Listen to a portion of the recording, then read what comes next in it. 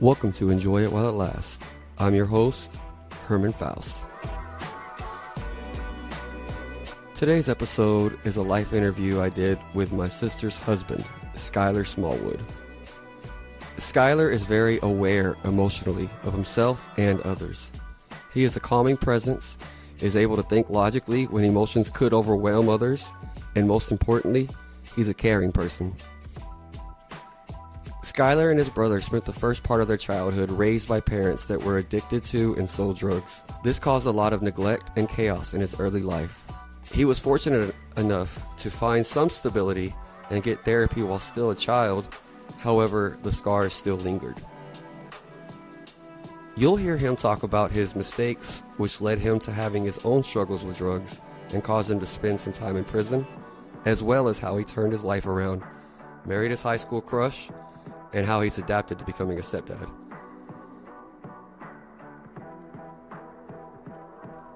I hope you enjoy getting to know Skylar Smallwood. All right, I am here today with Skylar Smallwood. How you doing? I'm doing great. How are you, man? Doing great. He has agreed to do our life interviews. Let us know about him. Let us learn about you. So one thing I decided recently that I'm going to start doing is asking the person, before I ask my questions, is there anything that you feel like you would like to start with before I jump into my questions? No, not necessarily. Okay. All right, I just wanted to give you that opportunity at least. And now I want to start with, can you tell me about a person, an object, and an entertainment form of comfort that you found as a childhood? And I want to take that as three separate questions. So who was your comfort person as a kid? My comfort person is actually probably going to be one of my grandfathers on my mother's side. He's just kind of the guy that, like, you know, anything I ever showed interest in, you know, he would go above and beyond to kind of put me in that position where I can achieve what I wanted to do. Can you give me an example of that? What you mean by that? Yeah, so I started getting really into band as a child. I had a bunch of negative stuff going on with my actual parents and whatnot, and so went through therapy as a little kid. And when I came out, you know, I was right in that middle school area where they're like, okay, you know, you should try these instruments and blah, blah, blah. And so I tried one. I happened to be very good naturally at it. And so he actually went out and bought my very first trumpet. And so I didn't have to, like, share my uncle's old trumpet. You know, I was the only kid that he actually went and bought a full instrument for, just because I was showing that level of enthusiasm and you know, kind of personal, like, this is what I want to do. Yeah. And so he kind of pushed me to having that outlet, you know, to where I didn't have to focus on all that negative stuff going on, that I could actually do something positive. Okay. And so, and then would the music, the instrument itself, be your object of comfort, or was there something else? No, that's probably definitely the object of comfort. Comfort would be like my trumpet or my French horn. You know, it just voice. You know, just, you know, naturally getting into the whole music aspect. I wouldn't say it's necessarily one object, sure, but several. But I mean, if you want, like, something that I've had since I was a baby, the first thing I ever received was like a Winnie the Pooh bear. Okay. You know, and I used to chew the hell out of the ears and stuff, you know, and so anytime I'd get scared or anything, I'd always go grab it. I still have it to this day, you know, here, and I'm 30 years old. And so, you know, that's probably my first comfort object, but my main comfort object was probably definitely the trumpet. Okay. And then what was your form of entertainment that you What was your go-to as a kid? Form of entertainment? Probably either gaming or actually playing music, sheet music. What were games? What's the timeline of games for when you were a kid? Oh man, I started out on, like, all the Final Fantasies, Jack and Daxter, just kind of stuff like that. Need for Speed was one of my early ones too, but definitely Final Fantasy was the first one that I ever played through, like, hard wise, you know, that I actually beat all the way through. Was that a PS1? Oh man. So actually, my first one was Final Fantasy X. I definitely did these out of order, and I had a PlayStation 2. Okay. Then, and I don't know. It was just the level of animation for its time. I thought was like far ahead of any other thing I've played up to that point. There's so many memes and jokes about that, and I feel like I can relate to that. Whenever you're playing a game as a kid, and then it feels like, oh, it's so real, and now you look back at it and you're like, oh, well, what was I thinking? But it was because at the time it was the best thing you had ever seen. Yeah, for sure. Do you have one clear, like, this is your first memory? One clear. This is my first memory. I don't know. I couldn't tell you what age I was, but my mom and dad were divorced by the time my brother was born, and so I mean I had to have been like 3. But every other weekend, we'd go to our dad's. He was in an apartment at the time, and my dad was a drug dealer, and so he used to take us to Casa Ole back when we had one here in Waco, Texas, and he'd basically serve up some of his guests, and we'd just be sitting in a booth, and then he'd be like, all right, it's time to go, and we'd go, and then we'd drive all the way to Arlington and get our night started. What do you, at that age, because I don't think you would know everything that was happening, or maybe you would, but like, what was your understanding or experience of it? Yeah, this is hindsight, Sure. So back then, it was just, oh, yeah, we're going to this restaurant. They're giving us all these colors and these papers to draw on and stuff. So we'd just be drawing and playing tic-tac-toe. And did you notice people coming and going, though? A lot, yeah. And, my dad used to take us to all these other houses and stuff, and they'd have game systems, so they would just hand us controllers, and they'd all go into the back room for an hour or two, come out, and he'd be like, all right, it's time to go, boys, let's go. And at that age, that's all you were fine because you had the game in your that's hands. all we knew, and even our mother, she did the same thing. It'd be like 3 or 4 in the morning, and she'd come wake us up, load us in the van, and we'd drive to someone's house, and we'd sit out in the car, and she'd just go inside, and she'd be in there for a couple hours, and then it'd be time for us to go to school by the time she came out. So. Well, you kind of took me right into the next part of this. I like to ask, like, what was your home life growing up? So you're giving us a big glimpse already. Yeah, I mean, it wasn't very good. So the older I got, the more information I kind of gathered from it. But I knew at a younger age that my parents were doing stuff that they probably shouldn't have been doing. And I was very keen to that. I'm very much an empath, so like people's emotions very much so rub off on me. So when I can tell you're hurt, it kind of hurts me too. And I was always nosy. I'd always ask questions. But my dad actually used to have a little insulin case, where he'd keep all his paraphernalia and stuff in. And then, my mom, she'd go lock herself in the bathroom or her room, and you could just hear a lighter clicking, clicking, click, click, click, click all the time. And at the time, I probably didn't know that was a lighter. But now that I'm older and I've been through my own, issues with drugs and whatnot, you just kind of know, like, okay, you were an addict. Oh, okay, you were doing this, you were doing this. And so I wouldn't say it was very good. My dad got us every other weekend, so he tried not to be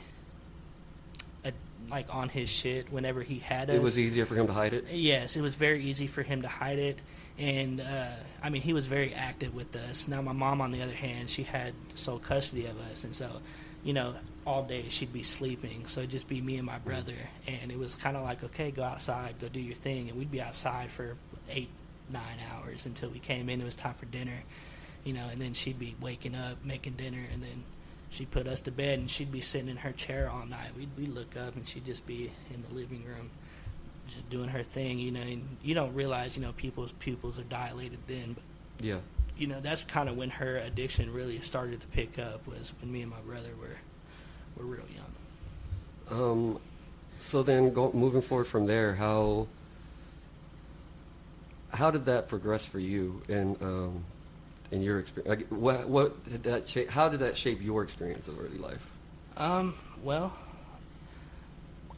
I can tell you when I was in 4th grade, there was a point we were living. There was a street called Summer, and my mom had just gotten a house, and she had several boyfriends come and go, and it's kind of mixed in with the whole driving to other people's houses, keeping us in the car kind of thing.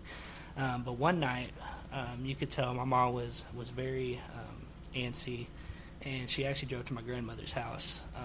The grandfather that bought me the trumpets wife at this time. And I don't know, it's probably 9 o'clock at night, so they were both still up. And she goes to the door, and I guess they could tell that something was off because she was asking for money. And they asked where we were, and she's like, they're in the car. And so they said, how much is it going to take for you to leave your kids here? And so they basically wrote out a signed paper saying that they paid her $300 for us to come live with them. And they had that in paper form. So, I mean, my whole 4th grade year, we lived with our grandparents. And our mother ended up going to jail. And she started on her track of, I guess, losing custody of us at that point. Is that what did you end up staying with your grandparents after that? So she came back, I don't know, it was right during the summer after I graduated 4th grade, and I'd be going into 5th grade. My brother would have been going into 2nd or 3rd grade at the time. I think it was 3rd grade. And my mom was living with her sister, and it's kind of the same thing. My mom would kind of lock herself in the room, and me and my brother would be out. Well, I guess one weekend, my aunt suspected something was up and kicked my mom out of that house. Well, then my mom's other sister was like, well, y'all can come stay with us. And this aunt and uncle ended up being the aunt and uncle that ended up adopting us when all was said and done. But we lived downstairs in their little basement area, kind of where we played pool growing up. And we had to actually have a bed upstairs because my mom was doing shit that she wasn't supposed to downstairs. And I just remember one day we coming home from school and CPS was waiting on us, and my mom freaked out, and me and my brother were being loaded in the back of a CPS car. We didn't know what was going on. We were both scared. And that was like the start of our little foster care journey right there. And, we weren't even in foster care that long. I want to say we were probably in there for 3-4 months. And our aunt and uncle ended up, doing all the steps they needed to do to get legal guardianship of us. They didn't officially adopt us. My mom refused to let them adopt us, but they had legal guardianship of us. How many homes were you in those few months? Just one. Okay. I was lucky. We had two older. It was an older couple, and I would say they were probably in their 70s, 80s. I very much doubt they're living to this day. But it was Ella and Calvin. And we lived out in Robinson, Texas at the time, going to Robinson. I was going to the intermediate school. And, they would actually, they were kind of old school about it. When you got home from school, you did your homework, you went outside until it was time for dinner. You came in, you ate your dinner, you go get a shower, and then you pretty much go to bed, at that point. And, if me or my brother got in trouble, they would punish me or him by putting my brother in a locked closet, basically, and made him sleep in a closet kind of space. And it was pitch black back there, and my brother was afraid of the dark, and so, we both hated that situation, and I wouldn't say they were mean, just they knew that would affect me more because I was the one getting in trouble, and that's kind of like, that year was the year that I started taking pills for the first time, because I would go into their cabinets and stuff and grab a bunch of their pills, take them to school, and I'd be passing them out to other kids, and we'd just be popping random pills as 5th graders, and this is just kind of what I've seen my parents do, and so I didn't think nothing of it. And finally my aunt and uncle got custody of us, and it kind of died down for a little bit at that point until I got older. So how old were you when you went to your aunts and uncles' house? You said was that you said 5th grade and 2nd grade, was that, but that I don't know how much time had passed. No, I was still in 5th grade. Okay, so when I went to my aunt and uncles, it was probably right after or right before Christmas, and so it's like the start of the school year. Okay. Ended up going there, and then we came back for the second half of 5th grade. And would it be fair to say that things were stable after that, or was it still chaos? So, I want to say it was still a little bit of chaos, and that was just because we had our own personal problems that we had to get through as kids. Both of us saw different things differently. Yeah. And so we were both court mandated. We had to go to therapy and see a therapist. And so when I was in 6th grade is where that kind of started. I had anger issues. I was really mad. I wasn't able to go see my father, and my father didn't lie about anything. He straight up, he would tell me at this age, what he used to do and what he did, and so I've never had a problem with my father. My mother is a whole different story. She would always lie, and she would never take responsibility for any of her actions, with everything. And so I used to get in a lot of fights as a kid, and I didn't care who I fought. It could be 2-on-1, 3-on-1. It didn't matter. I would always find a reason to lash out, and I would start swinging, And so I spent a lot of my 6th grade year either suspended or in ISS, the in-school suspension, And so I didn't take shit seriously back then, But it was the first year that I had picked up a trumpet, And I happened to be really good at it. I moved to the symphonic band as a 6th grader. I wasn't in the beginner band with all the other kids, and I'd been there for basically 3 years up to that point. I left therapy halfway through my 7th grade year. She said that she thought that I had a good understanding on what was going on in my life and how to basically not get myself into trouble. And so she didn't feel like I personally needed therapy anymore. So she signed off on me, but my brother still had to go for like 2 more years at that point. In hindsight, would you have agreed with her opinion? I think there was still a little bit more to unbox. I think I was smart enough to know that I needed to tell her what I needed to tell her. You figured out what to say? Yeah, I figured out what I needed to say, certain things, to where I didn't have to go there no more. You looked at that like it was something you had to go to, basically? Yes. Yeah. You mentioned that you didn't really have a problem with your dad because he was honest about everything. Did he stay consistent as far as being around? So neither one of my parents really made effort to come see us. Even whenever we were in the foster care system, they both had the opportunity to do a supervised visit, but with that came a drug test. My dad, at this point, he had just moved to New York. He had a heat stroke doing something, so he was gone, But my mother was still in town, and she basically refused to do drug tests to come see us. So that kind of told us, that, okay, she's doing her shit, And, her DOC was, say, meth, maybe a little bit of heroin from things that I have gathered, but it was mostly meth. And so my dad, at least, he would call, every couple of months, just to check in on us, but it wasn't like an every week thing. Especially once, I got to high school, I was so involved with band. I was in like 3-4 different bands, I was in 2 choirs, and I really dove into that kind of stuff, and so I was rarely at the house, basically just to go to sleep. And so I just get lucky to be able to talk to him. And my mom, like I said, she called maybe once or twice a year, and it would be more of a bitch fest and telling us how, our aunt and uncle are trash, she's our mom, we need to love her and listen to her and all this other stuff. And we had been taken out of a toxic situation, and she was still trying to make it seem like it wasn't her fault anything was happening. How has your relationship with your parents evolved through the years? Do you still have a relationship with your mother? No, I do not. I've pretty much cut her off. I've been through prison. I ended up going down a really dark path. My father died when I was a senior in high school, and that's where I started experimenting with a lot more drugs going into college. Started drinking heavily.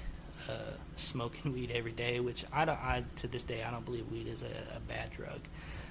However, when I was with somebody and they would pull out a bag of Coke or something like that, they'd be like, "You want some?" And I'm never gonna say no. You weren't saying no to anything. I don't. Yeah. I've always been the kind of person, I'll try anything once. That's always kind of been my motto. Do you feel like that ties together with the timing of your dad passing, or is that part coincidental? The timing of it.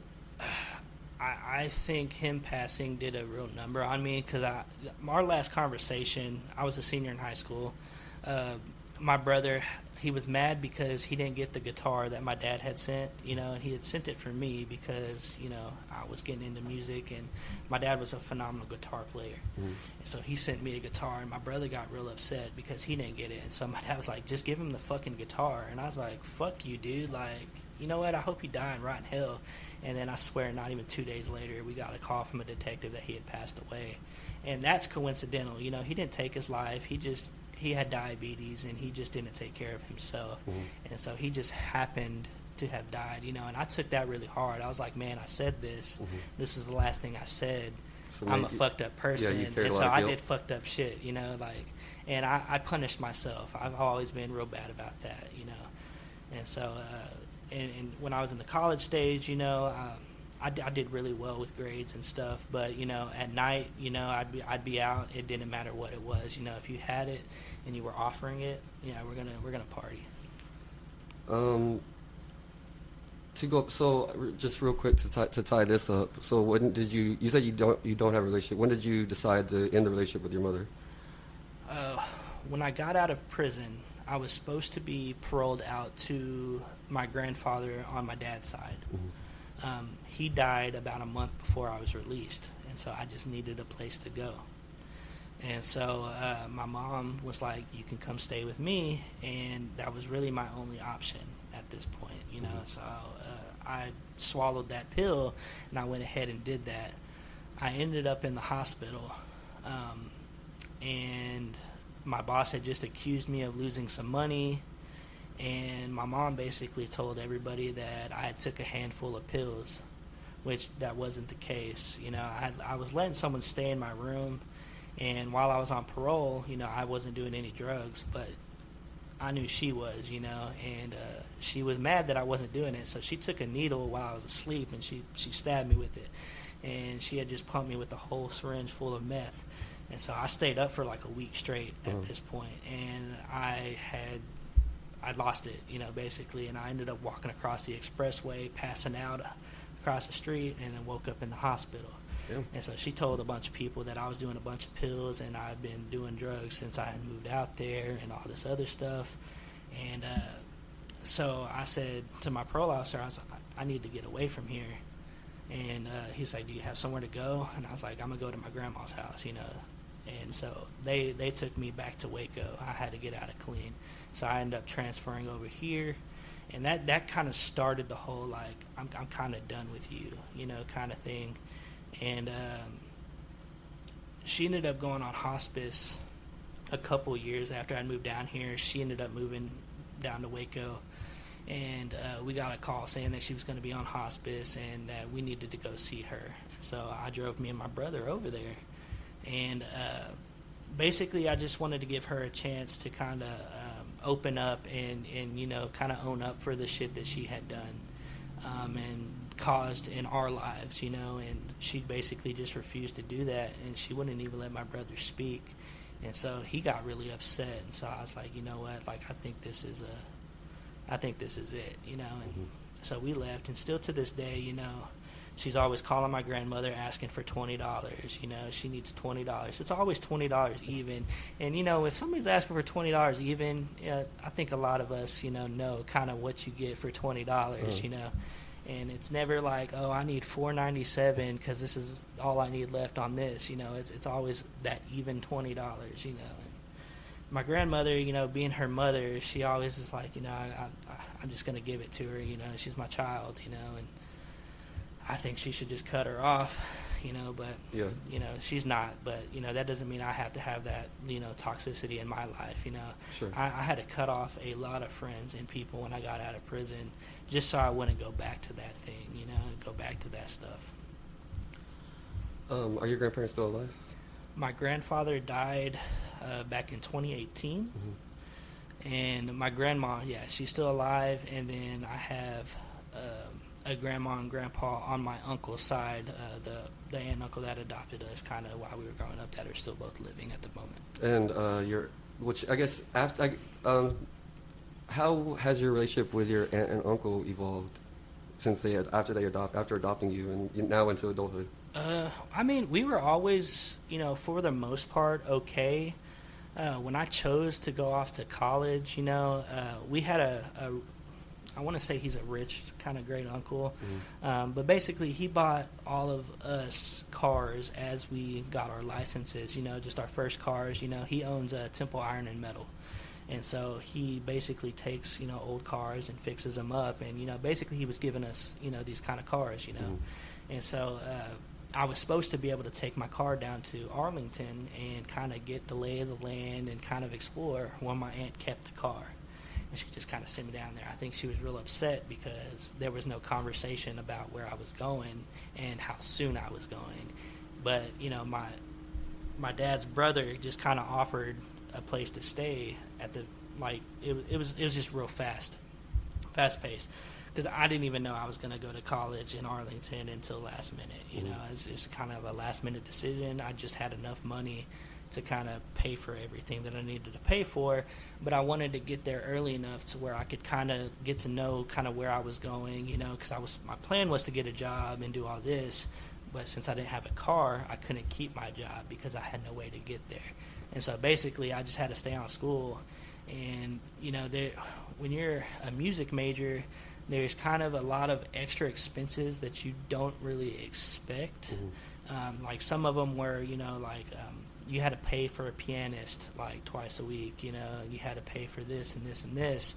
And so I'm like, okay, well, what can I do to make a little extra cash? Well, I could sell weed, and so I started picking up an ounce of weed and selling little bits here and there just to kind of pay for everything. And just eventually I was like, this college thing, it ain't really my thing. And so I dropped college and ended up coming back.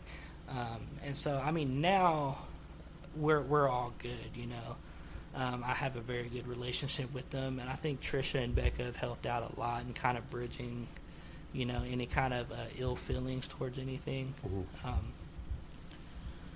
Them wanting to be part of your current family? Yeah, basically them wanting to be part of it, yeah. Did you feel like a caretaker to your brother growing up? Very much so. Before we went to our aunt and uncles, it was just kind of me and him, There were times where we'd wake up and he would be hungry, and I'd go in the kitchen and all I could do was butter bread, and I'm like, well, I guess we can eat some butter bread, because there's no milk in the fridge for cereal. And so it was either cereal with water or it was butter bread. Yeah. And so, from a very early age, I'd take care of them. When people picked on them at school, I'd go and I'd fight this kid that picked on my little brother, and it was like that for the longest time until we actually got to our aunt and uncles. Then I felt like I could actually breathe some, and he had more people that he could kind of talk to, because we had 5 kids in the house, and there were 2 kids younger than me that were closer to his age that he could kind of, be closer with, and I felt like I could kind of branch out and do my own thing. You didn't have to give him as much attention all the time. Yeah, pretty much. Because there was other people there to take care of himself. Right. How is that? Do you think that's affected the way y'all see each other today? How are y'all close, you and your brother? We are now. When I chose to kind of go down my little dark path, when I came back from college, I decided to give my dad's dad a try. I didn't even meet him until my senior year of high school. It was just kind of like, from what we were told on my mom's side of the family, was that my dad's side of the family were basically all the black sheeps. They were the ones that were doing all the fucked up stuff, and it turns out that when me and my brother were real young, my grandfather took a drug charge for my father. He was kind of raided, and they found a bunch of money and drugs in the wall, and my grandfather took the charge for my dad and spent 10 years in TDC. And so he finally got out, and so my senior year of high school, when my dad died, that's when my grandfather reached out. And we just happened to be doing a musical, and it was called Joseph and the Amazing Technicolor Dreamcoat, which, if you don't know what that is, it's a story in the Bible of where Joseph was sold into slavery by his brothers.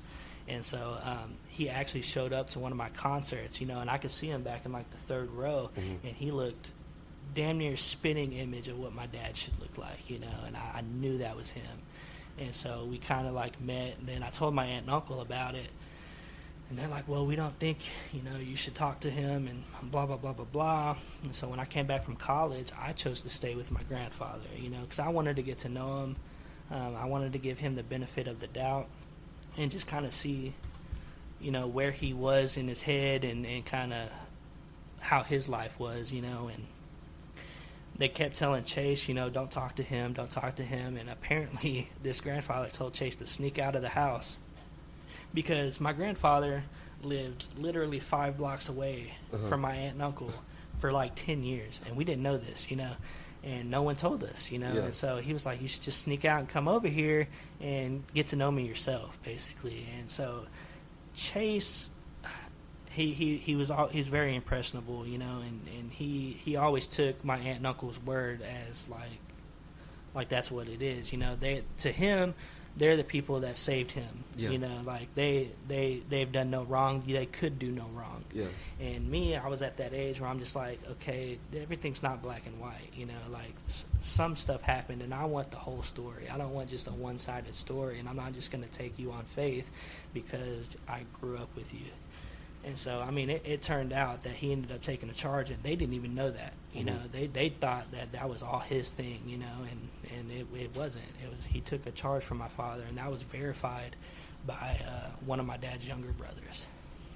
And so I had a little more insight into that, and my brother, he started hating me for that, because he felt like I was going against, our parents, at growing up, and it wasn't necessarily that. It was just I was trying to figure out my own way. Sure, yeah, it makes sense, the age difference too. That he would see, like the way you described, he would see them as, oh, you changed my life from bad to good, so I'm with you with whatever you say. Right.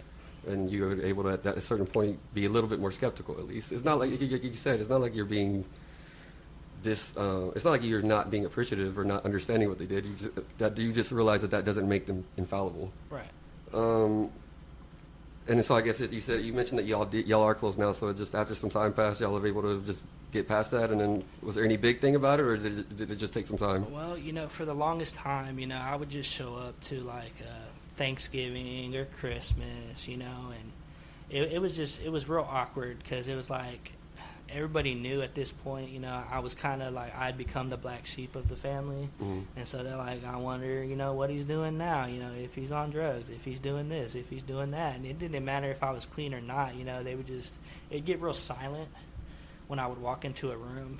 And I'd be like, okay, like this is bad energy, I'm just going to go ahead and head out, And so it wasn't until I moved out of my grandma's house when I came out of prison and stuff, and I ended up moving in with my cousin's girlfriend at the time. And I know that sounds kind of weird to say, but my cousin has a wife, and they both were in like a throuple with this other girl who had just recently left her husband, and she needed someone to come help pay part of the rent and the bills and stuff. So I moved in with them.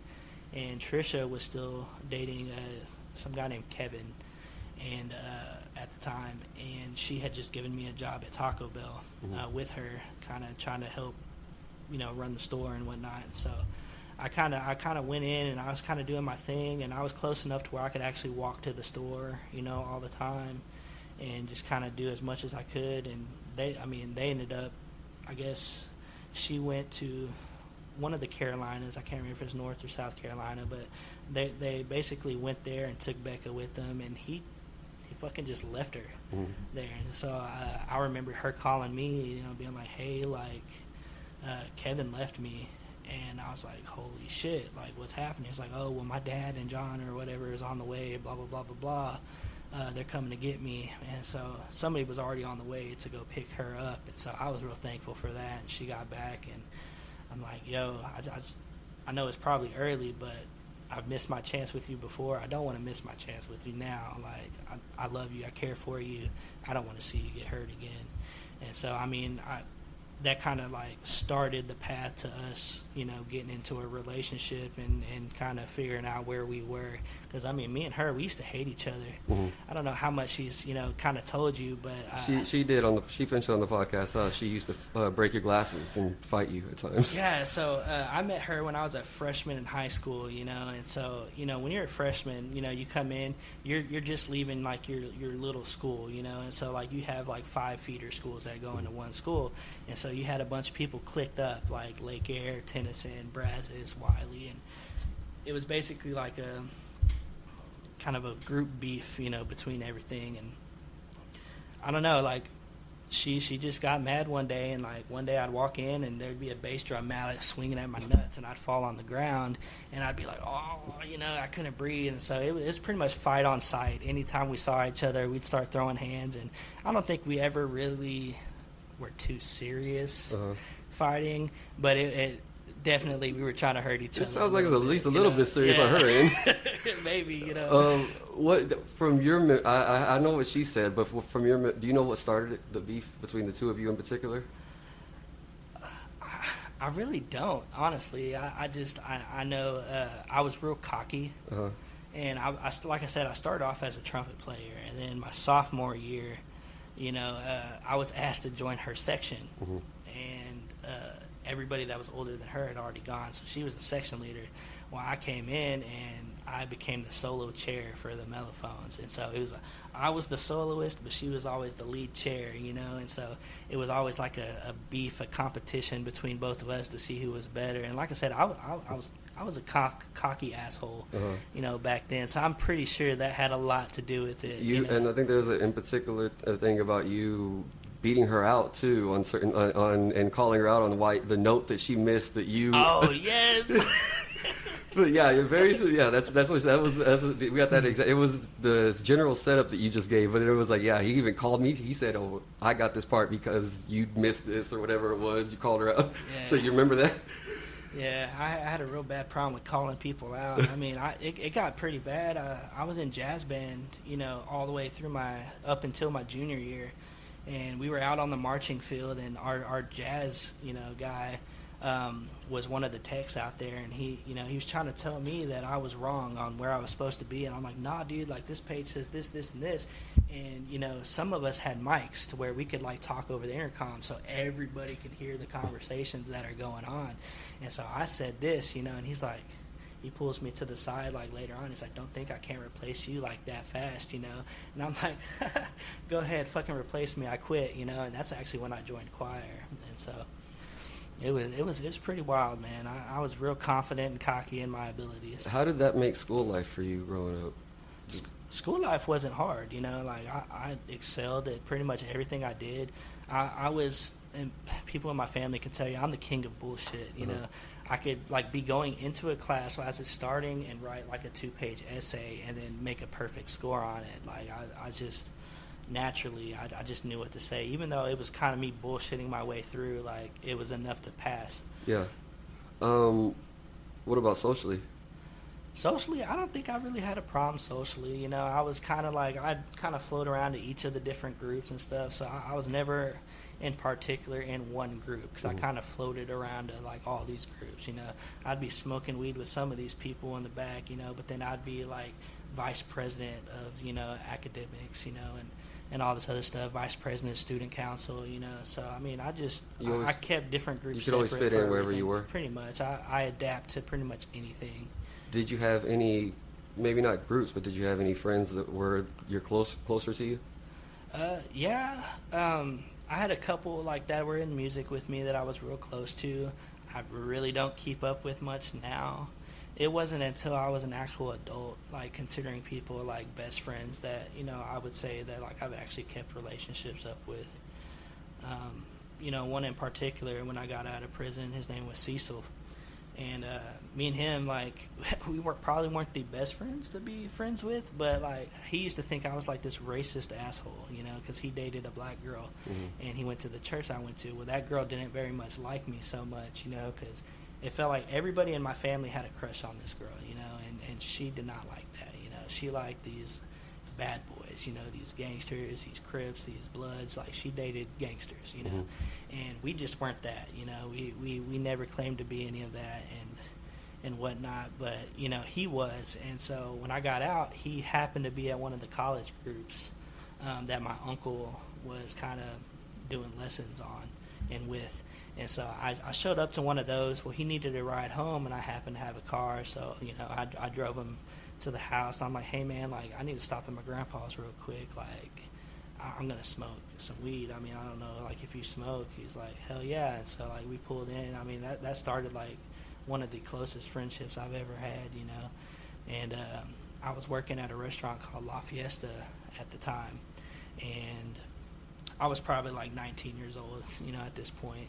And you know, I was selling weed out the to-go window because I started out in to-goes. My grandfather was a ice Herman mechanic, and so he would replace the ice machines whenever they would break down. So he kind of got me in the door. But I was selling weed out that to-go window constantly, and then eventually I made some friends up there where I worked, you know, and everybody smoked weed and everybody drank. And so, I mean, like, I really dove into some addictions while I worked up there. I mean, I'd wake up and I'd probably shoot up a gram of methamphetamine. So was that was working there was right around a little bit after your dad died? Yeah, it was. I had dropped out of college after the first year that I was there, and I started out at La Fiesta, and I was real mad at the world. I felt like the world owed me shit, and now today I know that it doesn't, you know. But when I started at La Fiesta, it was like everybody there was doing drugs, you know. We'd all pitch in money and buy a K-pack of pills, you know, which is like 1,000 pills, you know. And we would take a random handful, pop them in our mouths, and we'd keep going. We drink 2 32-ounce margaritas every hour, on the hour. And, I mean, the amount of cocaine coming in, like our boss actually would buy 2 8-balls every day and go line them up in the office. So anybody that partied with him was allowed to go into the office and just do a line and get back to work like nothing ever happened, you know. And so it was constant taking drugs into my body from like the start of the day. I'd close, and then we'd go out and party, do karaoke, come back to the restaurant, party some more.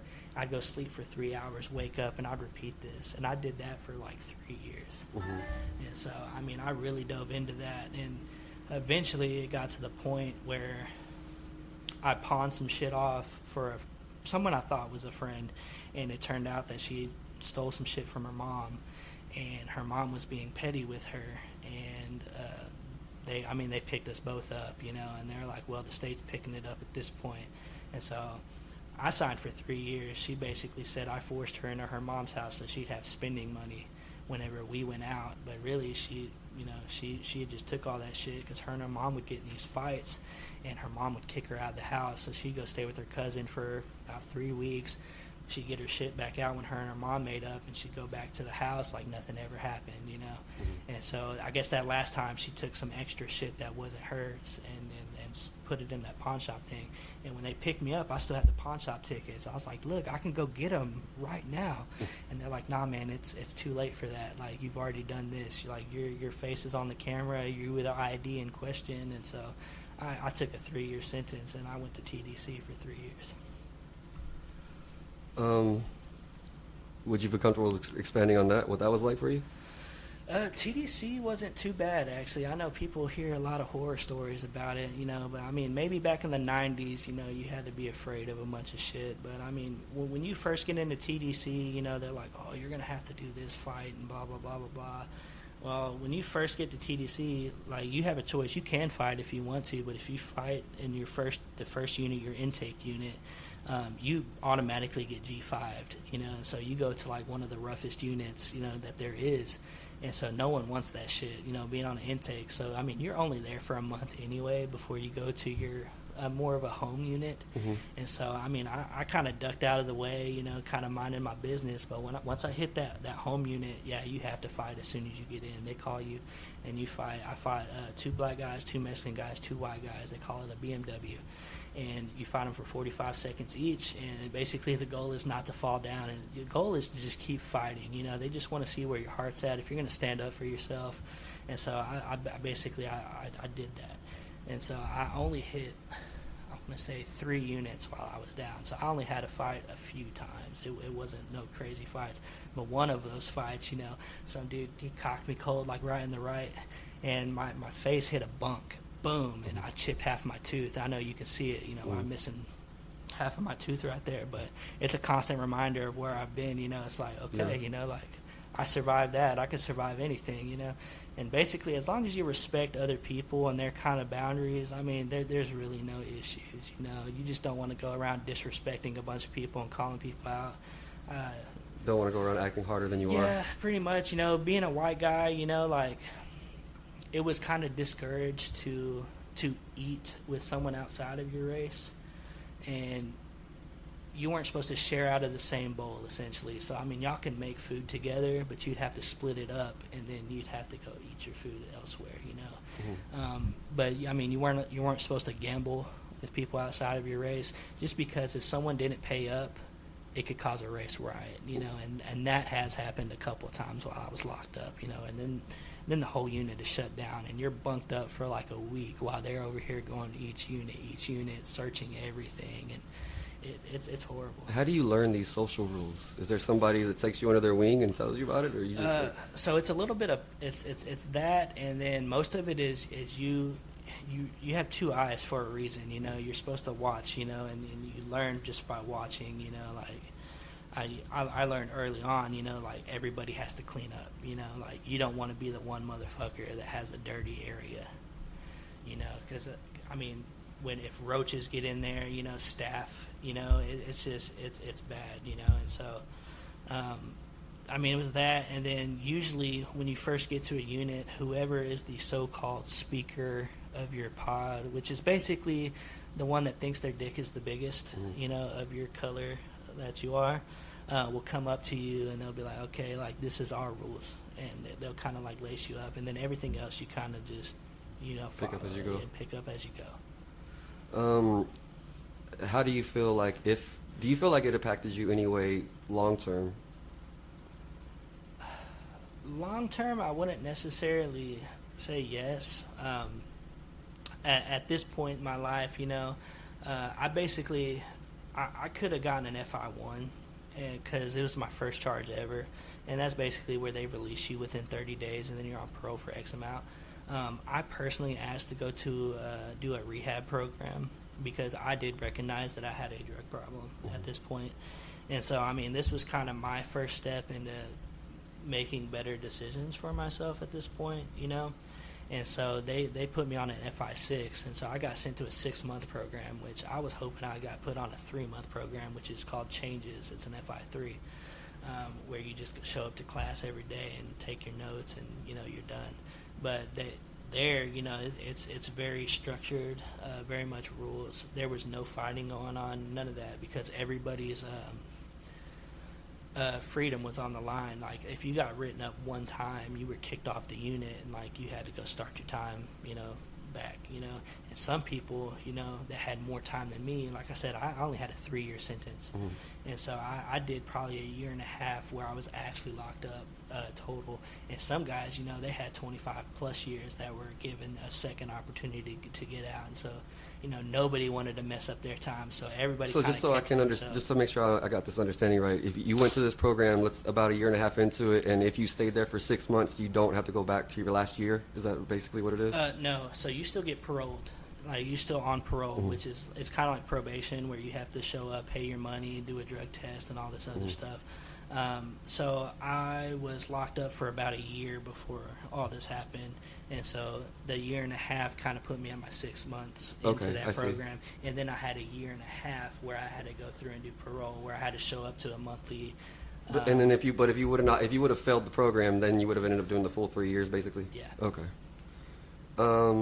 So it sounds like in your case, and you might be one of the rare examples where it was a positive experience. Not so much being the prison itself, but just because it was a rehab point for you. Yeah, and you know, I think a lot of it also had to do with I hated waking up next to like 68 other males. Yeah. I think that was kind of shitty. You know, the only girls that you saw were the female guards, and none of them looked good. You know, like when you're in jail, yeah, all of them look good, but like no, like hindsight, no, they were all horrible looking, and I hated that. That was your main motivation? Pretty much, you know. You know what, that kind of leads me to another question that I haven't got to yet. What was your dating life like throughout your life? I only dated a few girls, man. Like, I wasn't really too much into the dating. Like I said, I was more interested in doing drugs and partying, so I really didn't date too much. I dated a girl my senior year of high school. Then my dad died. I was toxic and broke that off. And then I tried dating into like all this like drug stuff, but I mean nothing ever really really panned out, to where I thought like, okay, like I could see myself with this person. Mm-hmm. So I never made any serious commitments as far as that goes. Did religion play any role in your life? It did when I was growing up. My aunt and uncle were very much into the Southern Baptist Church. And so we went every week, twice a week, Wednesdays and Sundays. That seems like it would be a shock to your system by the age you were and what you lived lived through before that, and then all of a sudden, now we're religious. Pretty much, and before, my dad died, I was one of the leaders in church. I was the kid that everybody thought was going to be a pastor. Mm-hmm. And I mean, I did sermons in front of everybody, a lot. I'd even watch the kids, in their Sunday school and do a bunch of other extracurricular stuff for the church. And when I got to college, after my dad died, I was like, man, a lot of these people, they don't practice what they preach, and I had a real big problem with that. And so, I mean, I chose my path, and I kind of strayed from my faith. And when I got out of prison, I would try to go back into my old church, and you could just feel everybody looking at you and judging you and all this other stuff. And so, I mean, for a long time there, I just didn't go to church. I'm like, man, like, y'all should be receiving me with love, like that's what it's supposed to be. Jesus teaches, but I don't have a lot of church experience, but the experience I do have, it does seem it's all for presentation and for show, mm-hmm. not necessarily, they don't actually, like you said, don't actually practice it, hold it dear. Well, yeah, and for me, I've accepted Christ into my heart, for me, I know. Okay, that's what I was going to ask, like your actual beliefs. I know it can be hard to connect to a church, but like, what was your belief? So I do believe, Jesus is my Savior. I believe He did die on the cross for my sins. And so, I'm not too much worried. I've asked for forgiveness for all of my sins, and so for me personally, I feel like I'm doing great. But for me personally, I don't feel like I have to show up to a building to hear these words for me to know my God. Mm-hmm. Now, my stepdaughter, that's a whole different story. I want her to have the opportunity to make these decisions for herself. And so, like, we've been, trying to get her into some churches and kind of learn her own path and see what she believes. Before I get into the next part of it, I just want to ask, since we haven't really got fully into it, with you and my sister, how did those feelings develop? If it sounds like you had feelings developed while she was possibly dating somebody else at the time, but considering the way y'all's relationship started, and her punching the shit out of you all the time, so even back then, was there like a crush underneath it on your side? Was it a? I mean, I always thought like she was very pretty, uh-huh. And as an immature kid, I mean, I'm just like, damn, she got a fat ass, blah, blah, blah, but when I got out of prison, I started working for her at Pizza Hut first. And this is right when she was about to be going through a divorce, Chris had just she found out Chris had just cheated on her. So she was like, well, fuck you, I'm going to go cheat on you. And so she actually started dating a friend of mine who had just also gotten out of federal prison at the time. And so we would all go out and party together and whatnot. Well, we'd be playing beer pong, and I'd get drunk, and I would end up fighting this guy because I did something stupid like slap her ass, And so, I mean, I think back then there was a lot of like, okay, like I have feelings for you, like we're hanging out a lot, and I care about you. And so she ended up having to fire me from Pizza Hut because I was going to go up for a management. Well, they told her to do all these back channels or whatnot. Well, they found out I had a burglary on my record, and they're like, okay, he needs to be fired immediately. So she had to fire me. And then they made up 3 bullshit reasons. Mm-hmm. And so she tried to prove him wrong. They're like, it doesn't matter what we say, you're going to fire him. So she took off of work, and we went out and got fucking plastered. And so then I started working at Applebee's, and we kind of like distance for a while, and then she ended up breaking up with somebody, getting back to with somebody. I ended up at Outback Steakhouse serving tables. At this point I was living with my grandparents, and I worked there for about a year and a half. It was right before COVID hit, and I relapsed. And it's just a split, second. I was trying to do a middleman deal where I was going to make a couple extra $100, and I kind of needed the money at the time. The restaurant was real slow, and I was having to Uber to work every day. And to get from where I was going to work and back home at night, it was an extra like $45-50, and some nights you only made like $60-70. So you're going to work just to pay for back and forth. Yeah, basically. And so I was trying to make a little extra cash, and the guy I ended up going through was Aryan Brotherhood, dude. And we had been out to the bars drinking and stuff, so I kind of knew this guy pretty well. A girl that I call my cousin, and she's not really my cousin, but we grew up, and I've known her my whole life. Kind of vouched for him and said he was, decent people. And so one of my friends was actually trying to get it, and so we were waiting for him to get off of work, and we were in this guy's truck just waiting at the meeting spot, just chilling.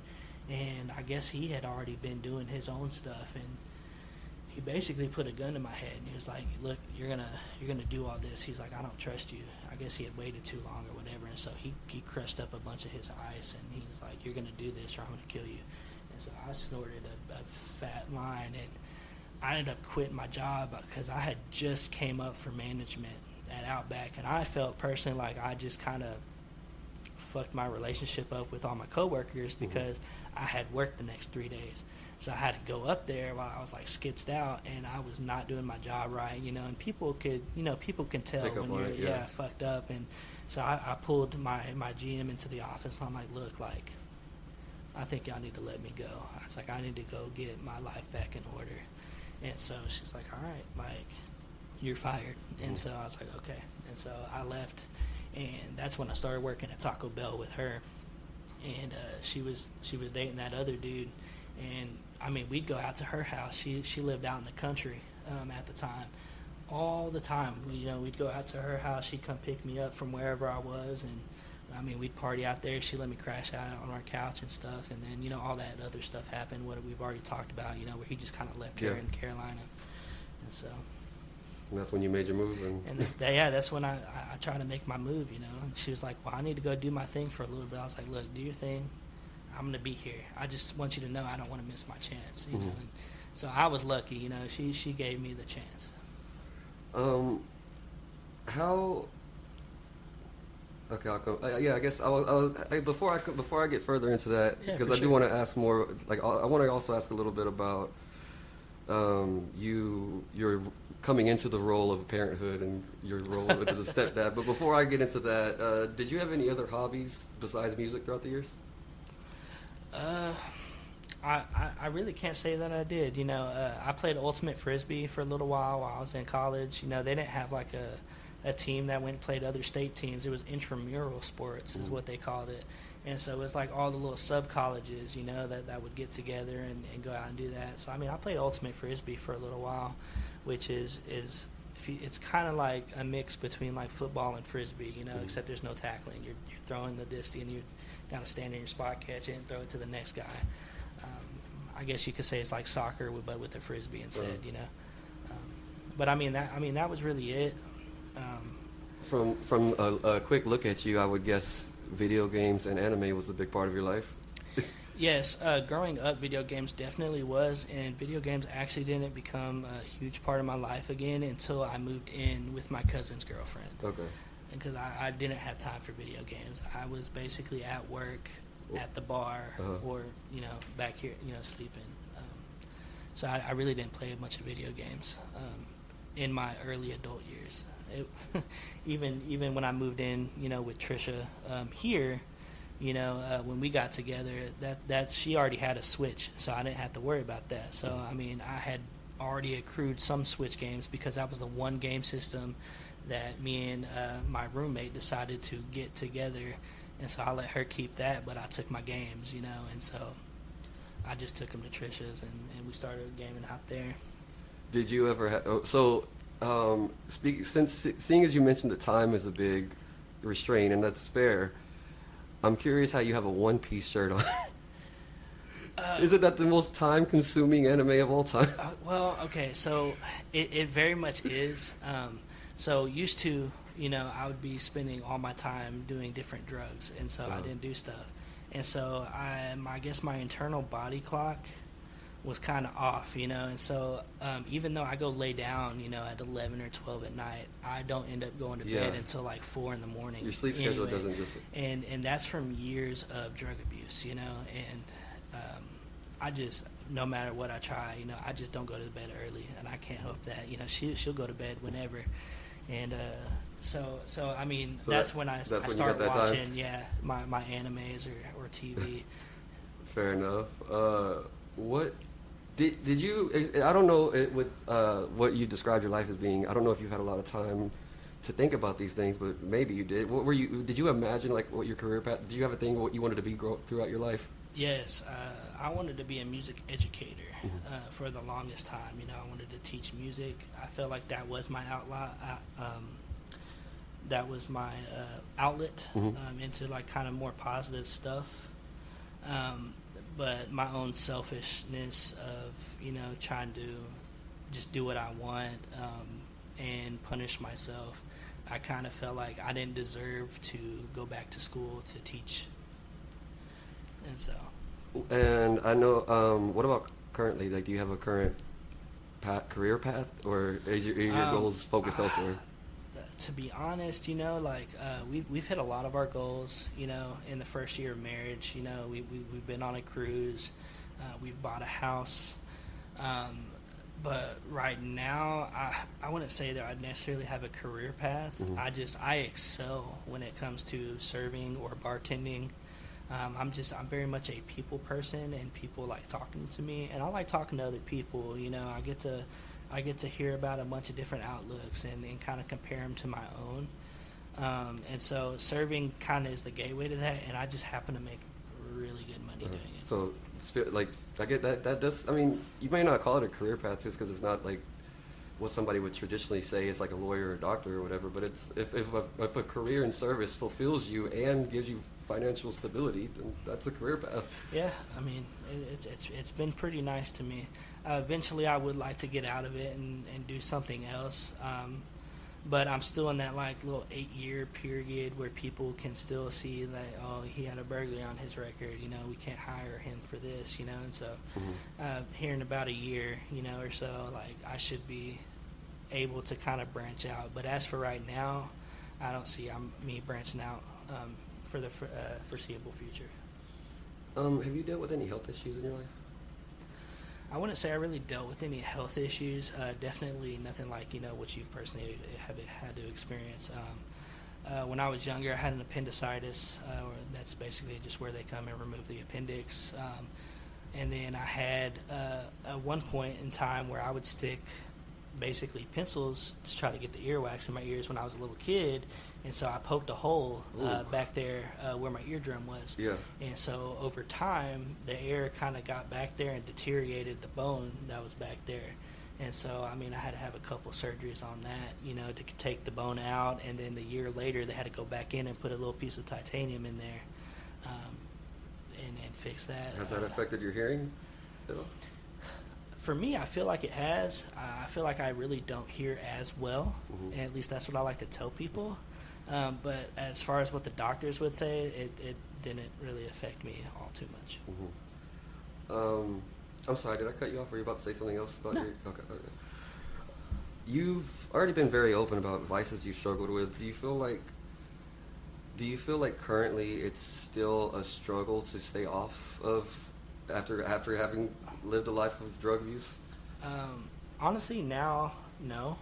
And I've been off for a few years now, as far as like the hard stuff.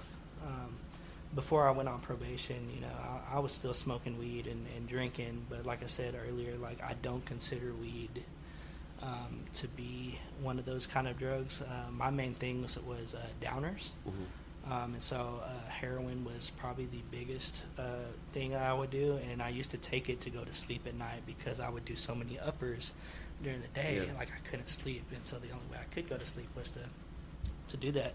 I've actually overdosed twice on heroin, and it put me in the hospital both times, and both times, my aunt, she's always worked in the hospital field, and it's the one that raised me. And so anytime I'd end up in the hospital, one of her friends would see, oh, Skylar's in the hospital.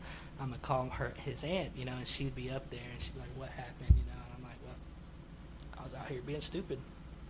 And both times was at the same hotel. It was Hotel Indigo, and it was with the same group of people, and it was stupid, because we'd already be on so much shit, no one's really paying attention. But when you're fucked up, not everybody can hit their own vein, So I'm like, hey, man, I need you to do this for me. And so he's like, yeah. So he'd make him up one and me up one. And then it was something stupid, like we're talking, and he grabbed the wrong one, that was supposed to be for him. And he does more than I do. And so, you just do it. And like I said, I've died twice, and I got hit with Narcan twice. And so that wasn't even an eye-opener for me. It wasn't until I actually went to prison that I was like, okay, I need to make a serious change. And so I stopped doing downers. I was like, that's my rule, it's downers. And so I was like, I can do a little coke here and there, if whatever, I can do some shrooms or some acid or something, and that's probably fine. And when I got with her, she had a daughter. And so I was like, all right, I can't do this, while we have the daughter. So it used to be like, oh, she'd go to her dad's, and then I was allowed to go out and, kind of party or whatever. And as long as I was good by that, following whatever, then, we didn't worry about it. And then I think we both kind of made a conscious decision one year as like a New Year's resolution that okay, we're done. Our guy got put in feds that we used to get stuff through. And so we were both like, you know what, it's not even worth it anymore. And so we both quit. And so it makes it real easy when you have someone else not doing it with you. Yeah. And especially when there's a child involved, and you don't want to, touch the stuff no more because you have a child that's constantly growing. Mm-hmm. And I don't, Becca, she's very perceptive about stuff. They're going to notice things before you realize they notice them. She's just as smart as I was when I was a child as far as her perceptional awareness goes. Yeah. And so I would never do anything to be like my parents for her. I want to be better than what my parents were. And so, it's been super easy now to keep off. Honestly, I feel like the first thing may be just as powerful as the second thing, though, because it's somebody there as a support. Because you might want to quit or stop doing something for an important reason, even a child. But the fact that somebody's right there also doing the same thing with you, it makes it that much easier. For sure.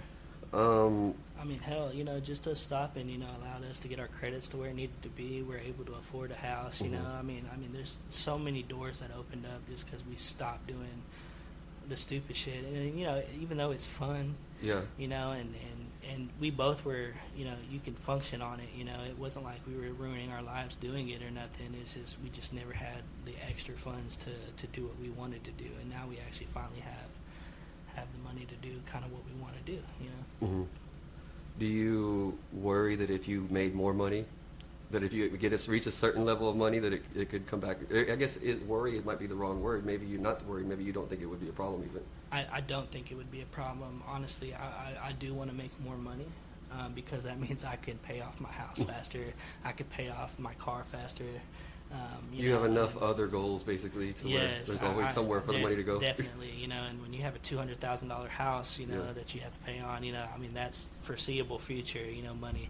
And so, with extra money, I would make extra payments, or I would actually like to eventually, buy into the stock market and actually have, be able to invest. Investing and have money growing without me actually having to work for it, So now, what was it like for you to, you mentioned that you stopped, Becca was a big motivator for you to help change your lifestyle, but just what was it like in general? Now there's a kid around, and there wasn't ever before. I forget, how old was she when you first? Well, when I first met her, Becca would have been like 1 or 2. Mm-hmm. And it was, like I said, it was right after I got out of prison, and I was working at Pizza Hut. And I'd be, staying the night at her apartment, back then. And one of my first memories with Becca was I was asleep on the couch, and Becca was up in the morning, and her mom wasn't awake yet. Well, Becca was crawling in there playing with the toys. Well, she comes up next to me, she slaps me right in the face, and I wake up. That's one of my first memories with her. And then hurt just like her mom hitting you in the face. Yeah, like both of them beat me up. I don't know what it is. I'm a glutton for punishment, I guess. And so we had that like year pause where we didn't really see each other or get to talk much. And when I started working at Taco Bell again, she actually used to come over to my place, when I was staying with my roommate. And so, we'd be playing the Switch and stuff, and Becca would be with her sometimes because, we ain't going to do nothing, around a child or nothing. And we played Mario Kart, and Becca was probably like 4 at this time, and they were starting to leave because it was late, and they had to go get Becca to bed.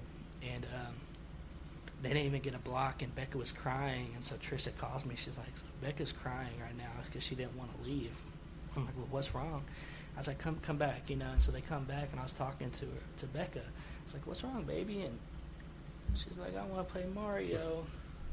So I went and grabbed my Mario game. It was a $60 game, and I'm like, here, like, you can have it. Like, y'all have a Switch.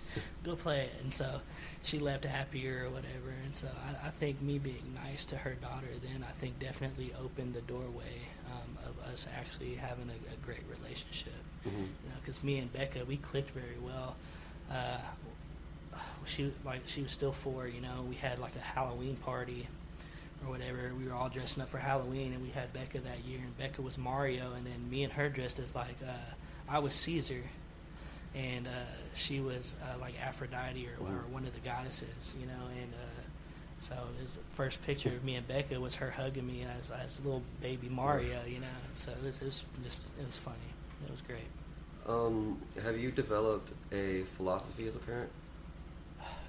An overall, like, whatever, like a guiding philosophy in all of your interactions or all your dealings? So she'll tell you, like, I'm the more level-headed one when it comes to, like, what we need to do. And I'm very calm about everything, and she's more like 0 to 100 about the situation. But for me personally, I think it's just, just be better than what you received as a child. Both of us had shitty parents growing up, for whatever reasons. They just, they did whatever they wanted to, and it affected us, how it affected us. But that doesn't mean I have to be like them too. Mm-hmm. So I think, drawing that line and knowing like, hey, I can make this a better situation for her than I had, and I think that'll just help her be able to make a better situation than what she had when she grows up too. What would you say? You mentioned that y'all clicked right away. How do you feel like your relationship is with Becca? Like, I guess, does she look at you? Do you feel like she looks at you as a friend? Do you feel like you're a parent at this point? How do you feel like? So I think overall? It's a little bit of both. I know she looks at me as her stepdad because she always calls me her dad or her stepdad. Mm-hmm. But I mean, I do think she looks at me as a friend too. I feel like I'm someone that she can actually come and talk to about whatever she needs to talk to.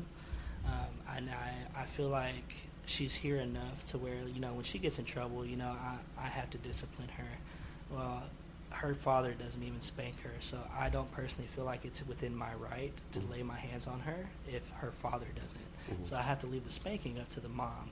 But I buy her enough stuff to where, like, I can take her phone away, or I can take, the Switch away, or take away her TV.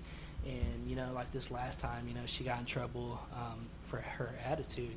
So I made her go out here, and we picked up sticks and weeds, from the yard, And so, I mean, I'm definitely, I think she looks at me as more of a parent, but a friend as well, Like, we both like playing games and stuff, and we'll both hop on the game and play each other. I'll never let her win.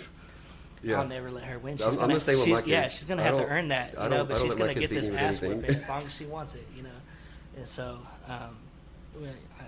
we're good friends. I mean, I love that kid to death, and I think she loves me too. We actually just got off the phone about 10 minutes before you got here, because my birthday was yesterday, and so she had wrote "Happy Birthday" to you, happy birthday, and then she ended up calling me just to wish me a happy birthday, and so she did that on her own. I don't think anybody told her to do that. She did that. She knew it was about to happen, so she. I was gonna ask, like, how do you handle discipline? But you already kind of talked about it there. You take away things that you've given and like give labor, basically. Yeah. And the labor part has just happened recently. Yeah. I feel like you're at that age to where like you can actually start doing chores. Yeah. And so now we actually have standard chores that she's supposed to do every day before she even touches her phone or her switch or anything. So, I mean, we make her put up the clean dishes. I don't let her do the dirty dishes. Because I have to spray everything off, and I don't want a bunch of that stuff in my dishwasher. But Yeah. she does that. She has a responsibility. She has a dog, so we make her feed and water the dog. And then that pool that we bought her out there, that big one, I make her get in it, all the time without swimming, but she has to go clean up all the leaves and stuff out of it because that's her pool, and that's her. I'm trying to teach her responsibilities now. And so I think that... So everything just comes automatic later. Yes, and I think that helps a lot, having those responsibilities, because she doesn't get that at her dad's house. She doesn't have to do anything while she's over there. And so I feel like over here, she kind of has to have some of that kind of stuff, because I'm not going to have a child that just does nothing, and because she'll never learn from it. And as far as the discipline goes, like manual labor, like picking up them sticks, she hated that. Yeah. She hated that so much. And then she was good for like 2 weeks. I was gonna say it has that, but it also has the added benefit of it. It gives y'all a different kind of a bond. Mm-hmm. Like it gives her a different memory of you, a different he instilled this. This is what he was fun with me. He was a friend with me, but he also, this was how he parented me. This is what he gave me as a parent. Right. So and I think it affects her more because I'm pretty good with talking to her, and so she may not be ready to open up. As soon as she gets in trouble, she has this thing where she just like shuts down for a second, and like she just like looks at you all mean, and then she doesn't talk. And so I'm like, we can sit here all day, but I mean, we're gonna talk about this, and eventually she starts to open up, and she tells me like why she's mad and blah blah blah blah, and I'm like, okay, so this is why you're mad, and we're not gonna do it because of this. It's like it's okay to be mad, but you need to let us know when you're upset or you're mad. That way we can prevent you from lashing out and doing this and this and this and this. So now we're going to go do this and this and this because you decided to do this, and this is not the way we're going to do it. And so, I think I like the giving the emotional education basically. Yes. So we touched on it a little bit, but what are your current goals moving forward in life overall? I think I only asked about career path basically earlier. But do you have any general, whether it be short-term, mid-term, long-term goals? Well, goals right now, I mean, there's always stuff to do with the house. I got to get a fence put on right there because right now we just have a couple dog crates blocking that little last like 10 feet of fence area. As far as that, just getting the house paid off. Planning future trips. Eventually we want to be able to take Becca either to Disney World or on a cruise or something because she has shown interest in doing something like that. And so, I mean, there's a lot of little mini goals I'm trying to reach. I do want a good savings. I want to try to get it to where I have at least 20 grand put back, just in case something big happens, like we have to replace, the water heater, or we have to replace the air conditioner units or whatever. So, I mean, there's a lot of goals, and right now, serving, I think, is the best way I'm going to get to it. You did, I just want to make, because I know you did mention that after a year or so, you don't want to do serving forever, and after a year or so, you might be eligible. Do you have in mind what it could be, or not yet? I don't know. Okay. I don't know. I haven't really looked into it too much. I know I don't want to have to go through, like, a bunch of, like, college courses to do it. Have you thought about anything musically since that has been such a big passion of yours? I've thought about it. I've had several friends that have studios that have reached out, and even Trisha has friends that are like, yeah, man, have them come out and do this and this and this. But looking at different musicians and stuff, and they don't have the family life like that, and I find much more joy and fulfillment having them two in my life every day than I would, going out, being on the road, or doing this and this and this and this, or, sure. So I probably won't end up doing something with music per se, but I'm thinking more of something where I can have like a 401k set up, like I can actually have good benefits, and maybe an office job where I'm not having to run around all day and carry a bunch of heavy trays, And so, I don't know. We'll see what's in the future. I'm more of like a sporadic, like spontaneous, like, okay, I'm going to do this now. And so I know I excel at whatever I start doing. And so we'll just see what happens in the future when it comes. And what do you get your enjoyment out of in life? Seeing them smile. I mean, that's kind of like my main reason for pushing right now. Is being able to make them happy, giving them what they want. All right, now I'm gonna do the same thing to you I do to other people. I try to get people not to answer the cliche answer of their family, because Okay. I don't. Everybody, if I let them, everybody would say either their kid or their spouse. So I'm gonna have to ask you what do you get joy from in the world that's not family based? Okay, in the world? Just it is whatever you enjoy in life that makes your life better. It could be something little, it could be something big. I find joy mowing the yard. I feel like that time, like that I'm out there for like that hour or two, like I actually get to contemplate life and kind of clear my mind about what's going on. So I mean, there's that, and most people don't like mowing their own yard, but for me, I find a lot of peace and solitude when I do that. I'm not being bugged by anybody to do anything else. Like I can just focus on what I'm doing, and it gets me outside too. Where I can get the sun in. Yeah. And all that jazz. One of the rare times where you can actually think, basically. Mm-hmm. And then my last question is there anything in life that you are looking forward to? And this, I do kind of want to get both, if you have a short-term and a long-term answer. Long-term is just, growing old. I want to hit 50 years, at least, with her. Short-term, just getting to where we're both financially happy with our jobs. So I mean that's kind of my short term right there, because I think if we can both get happy with what we're doing, then work won't be so shitty to go to. Looking forward to just making that progression in life. Yes, and then, sure. like you said, in the long term, just letting life play out. Yes, because I've been on go for so long, and like I finally have a chance to kind of sit back and watch it all unfold.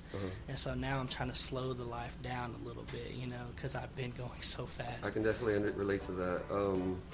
Thank you. Well, you've been very open and made it very easy to where a lot of you kind of on your own and made it to where I didn't have to ask a lot of my questions. So I appreciate you, and I appreciate you being really open with your whole life. Thank you for joining us. Thank you. It was a pleasure. All right. And to all my listeners out there, remember, you only got one life. You might as well enjoy it while it lasts.